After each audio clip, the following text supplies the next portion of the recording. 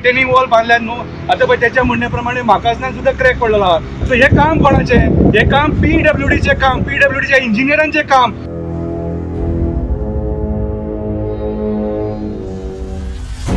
बसून पगार खातात रे बसून पगार खातात लज दिसना आता हितून कोण मेलो गेलो जाल्यार कितें करपाचें रे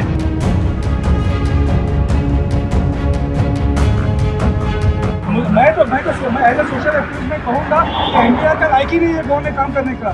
लायक ही नहीं है अगर वो गाड़ी में 4 लोग थे वो मरते थे कौन रिस्पॉन्सिबिलिटी लेता था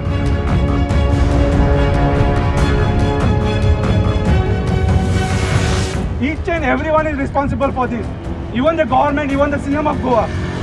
PWD मिनिस्टर, यहाँ का जो लोकल MLA है, each and everyone is responsible for this. लेकिन आप जो काम करेंगे ना इसके आगे वो क्वालिटी का काम कीजिए प्लीज मैं आपके पैर पड़ता हूँ